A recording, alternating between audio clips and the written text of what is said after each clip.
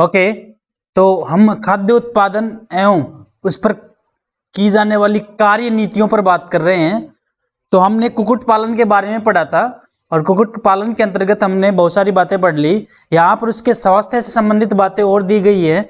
यहाँ पर देखा जाए तो आहार के बारे में हमने पढ़ लिया था कि भाई जो पोल्ट्री फार्म के अंदर जो पक्षी रखे जाते हैं उनको कैसा खाना दिया जाना चाहिए। उनको खाना दिया जाना चाहिए जिसके अंदर विटामिन ए और के की प्रचुर मात्रा रहे, जबकि उनको यहाँ तक कि कैल्शियम और प्रोटीन युक्त खाना भी उनको दिया जाना चाहिए। ठीक है, उचित सफाई व देखरेख की अगर हम बात करें तो पक्षियों का रहने का जो स्थान है उन्हें प्रतिकूल मौसमों पर पक्षियों से सुरक्षा देने वाला होना चाहिए। यानी प्रतिकूल परिस्थितियों के अंदर उनका जो रहने का स्थान है वो उनको प्रोटेक्ट करे। सर्दी, गर्मी, वर्षा, तो उनको प्रोटेक्ट करे। ये प्रतिकूल परिस्थितियां हो गई। पर पक्षियों से सुरक्षा करने वाला, जैसे कोई बाहर से कोई जानवर आके उनको खा नहीं रहा तो पर पक्षियों से सुरक्षा हो गई। यह स्थान हवादार होना चाहिए, पर्याप्त रूप से बड़ा होना चाहिए। पर्याप्त रूप से बड़ा, इतना बड़ा भी नहीं कि बहुत बड़ा कर दिया, पर्याप्त रूप से बड़ा। साफ सुथरा, ड्राई, इसमें पीने के पानी की उत्तम और उचित व्यवस्था होनी चाहिए। कॉमन सी बातें हैं, कोई नई टेक्नोलॉजी की कोई ऐसी कोई बात ही नहीं कर रहे हैं, कॉमन सी बातें हैं और पढ़ते ही याद हो जानी चाहिए। स्वास्थ्य की अगर हम बात करें तो मुर्गियों के अंदर समय समय पर अनेक रोग आते रहते हैं। ठीक है, तो वो जीवाणु जनित हो सकता है, विषाणु जनित हो सकता है या कवक जनित रोग भी हो सकता है। क्लियर। अगर यहां पर देखा जाए तो मुर्गियों में एक विषाणु जनित रोग होता है, रानीखेत नाम की डिजीज। रानीखेत नाम का एक रोग पाया जाता है मुर्गियों के अंदर। इसके अलावा फाउल कोलेरा, कवक जनित रोग की अगर हम बात करें, एम्प्ला टॉक्सिकोसिस, ये रोग है। बर्ड फ्लू जो है, इसका एक और बात बताऊं, बर्ड फ्लू तो मुर्गियों से लेकर ह्यूमन बॉडी में भी ट्रांसफर हो सकता है बर्ड फ्लू का। तो ठीक है, तो इसके कुछ सिम्टम्स होते हैं, थकान रहना, बुखार आना, चक्कर आना, जी घबराना, डायरिया हो जाना, ये बर्ड फ्लू के सिम्टम्स होते हैं। हाँ, दस्त वगैरह लगते हैं, डायरिया। बर्ड फ्लू पक्षियों में पाया जाने वाला एक विषाणु जनित रोग है। ये कौन से वायरस के जरिए होता है? H5N नामक वायरस से होता है। पक्षियों से अन्य प्राणियों में भी फैलता है, ये बात आप ध्यान रखना।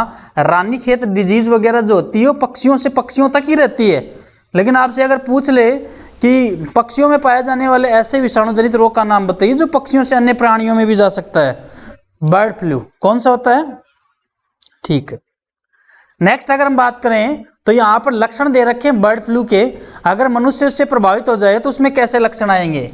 बुखार, खांसी, शारीरिक कमजोरी, पेशियों में दर्द, सांस लेने में कठिनाई और डायरिया। एक तरीके से बदन टूटना, मसल्स की प्रॉब्लम हो रही है, बुखार आ गया, उसको खांसी हो रही है, सांस लेने में उसको कठिनाई हो रही है, ये सारे सिम्टम्स मिलाकर अगर उसमें आ रहे हैं तो हम कह सकते हैं कि मनुष्य जो है बर्ड फ्लू रोग से प्रभावित हो चुका है। इसके अलावा सिम्टम्स के अलावा इसकी जांच भी होती है, ऐसी बात नहीं, सिम्टम्स से ही पता लगाते हैं। पशु प्रजनन की अगर हम बात करें तो पशु प्रजनन क्या है? देखो, ये एक तरीके से देखा जाए तो एक वैज्ञानिक तरीका हो गया। पशुधन के अंदर बहुत अधिक प्रोडक्शन को बढ़ाने के लिए हम पशु प्रजनन का उपयोग करते हैं। पशु विज्ञान की वह शाखा जिसके अंतर्गत घरेलू पशुधन की आनुवंशिकता में ऐसे सुधारों का अध्ययन किया जाता है जो मानव के हित में, यानी उनकी जेनेटिक, यानी उनकी जो आनुवंशिकता है, उनके जो लक्षण है, कॉमन से लक्षण आ रहे थे, मान लो उनमें दुग्ध उत्पादन कम है तो ये एक लक्षण हो गया उसका, और इसके अंदर आप इसका प्रोडक्शन बढ़ा रहे हो तो आपने किसमें सुधार कर दिया? उसकी आनुवंशिकता के अंदर सुधार कर दिया। किसके अंदर सुधार कर दिया? तो पशु प्रजनन किसे कहेंगे कि घरेलू पशुधन की आनुवंशिकता में सुधार करना और उसकी स्टडी करना, ये क्या कहलाता है?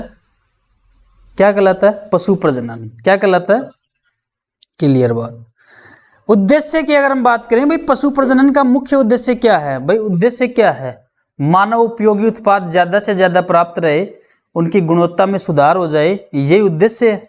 भाई ऐसा तो है नहीं कि पशु प्रजनन होने के बाद कोई दूसरा उद्देश्य पूरा होगा, कि पशु प्रजनन इसलिए करवाया जा रहा है कि कोई टेक्नोलॉजी क्षेत्र में कोई हमें महारता हासिल होगी, ऐसा तो कुछ होगा नहीं। भाई पशु प्रजनन करवा रहे हो, अब बायोटेक्नोलॉजी से आपको क्या लेना देना, समझ में आ रही है बात। नस्ल की बात पहले भी आ गई है। नस्ल किसे कहेंगे कि ऐसा समूह जो वंश तथा सामान्य लक्षणों जैसे सामान्य दिखावट, आकृति, आकार, स्वरूपण आदि में समान हो, नस्ल कहलाता है। एक ही जाति की नस्लें होती है, वंश की कई जातियां होती हैं। ध्यान रखना इस चीज को, एक वंश में कई जातियां आ सकती है और एक नस्ल में, वो एक जाति में कई नस्लें आ सकती हैं, एक कई नस्लें आ सकती हैं, ठीक है। यहां पर हम बात करते हैं अंतः प्रजनन की। किसकी बात कर रहे हैं, ये कॉमन है। अंतः प्रजनन की बात करें तो अंतः प्रजनन क्या है, कॉमन है। कॉमन कैसे भाई, अगर किसान जो प्रजनन अपने पशुधन को बढ़ाने के लिए शुरू से करवाता आ रहा है, वो अंतः प्रजनन ही है। कौन सा है, अंतः प्रजनन। इस प्रकार के प्रजनन में एक ही नस्ल के पशुओं के मध्य प्रजनन करवाया जाता है, दूसरी नस्ल का यूज नहीं किया जाता।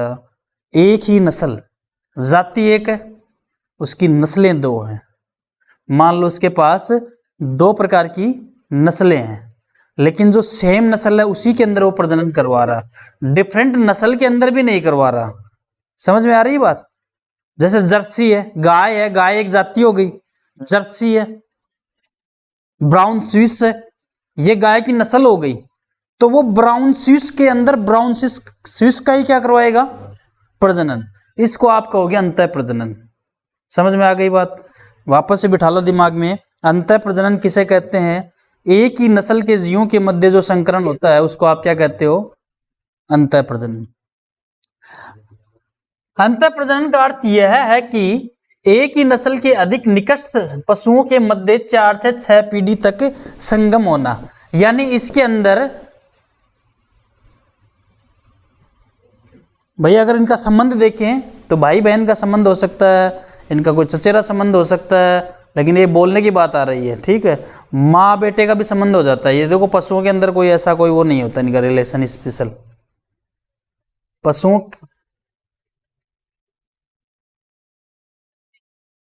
हाँ कर सकते हैं।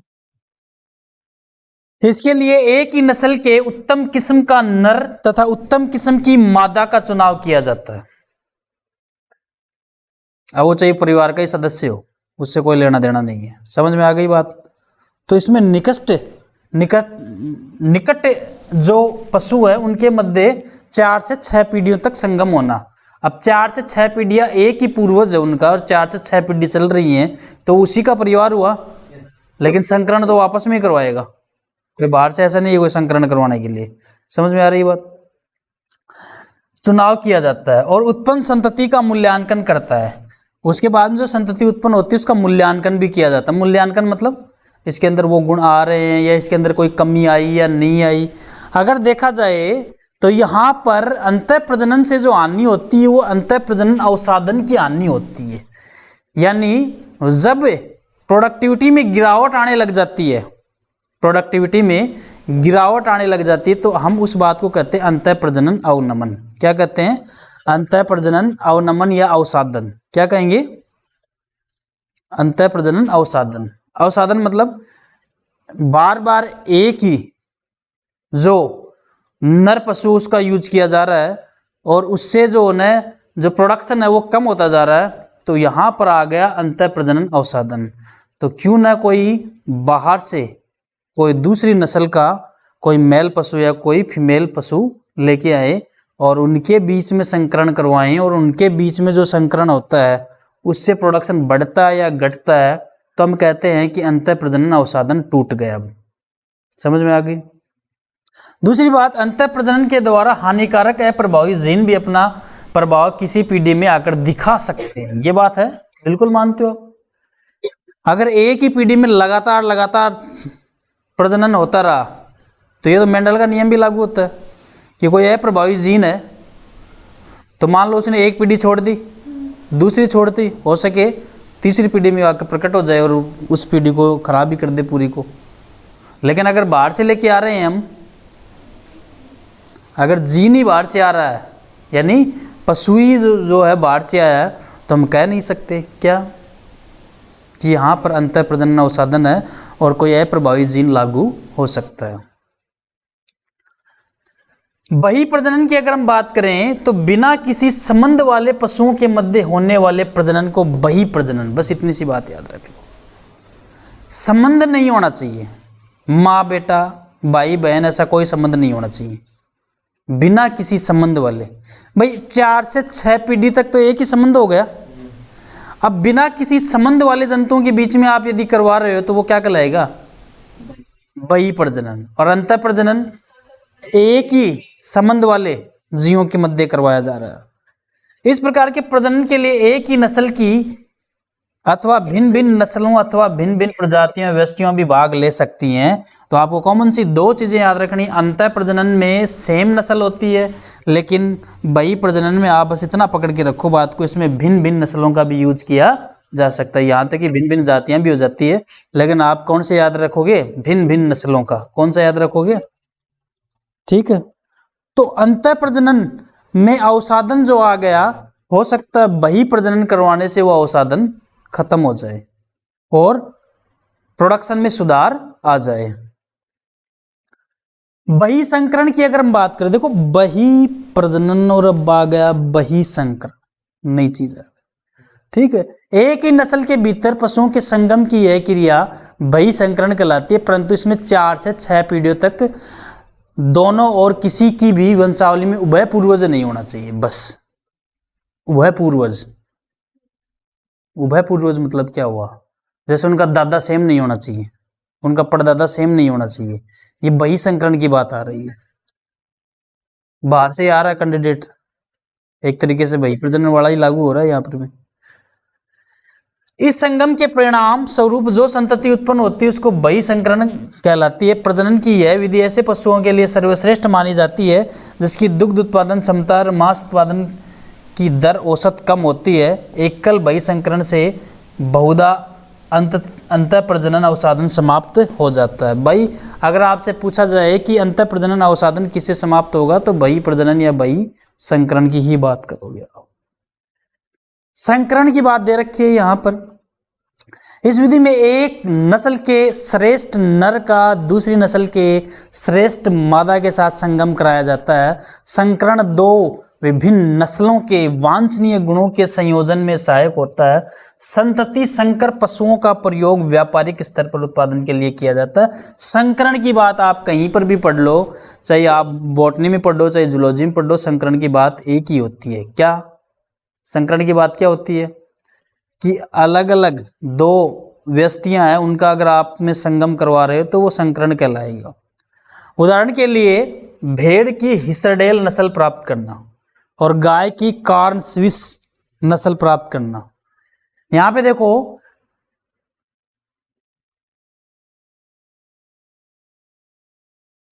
ये गाय की भारतीय नस्ल है जेबू और गाय की यूरोपियन नस्ल है ब्राउन स्विस जर्सी। ये जो नस्ल है गाय की, इसमें प्रतिरोधक क्षमता ज्यादा होती है लेकिन दुग्ध उत्पादन क्षमता कम होती है। उसके अंदर दुग्ध उत्पादन क्षमता ज्यादा होती है। जब इन दोनों के संकरण से जो बनाई गई उसको कार्न स्विस नस्ल कहेंगे। अब इसमें प्रतिरोधक क्षमता भी ज्यादा रहेगी और दुग्ध उत्पादन क्षमता भी ज्यादा रहेगी। ऐसे ही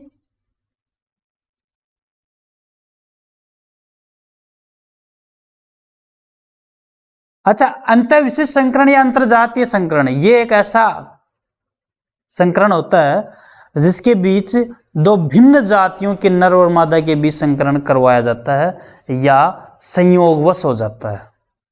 आपने खच्चर का नाम सुना होगा। खच्चर आपको प्रकृति में बहुत कम देखने के लिए मिलेंगे क्योंकि ये एक संयोगवश प्रक्रिया है। अगर घोड़ी और गधे का मिश्रण होता है, संगम होता है, तो खच्चर पैदा होता है।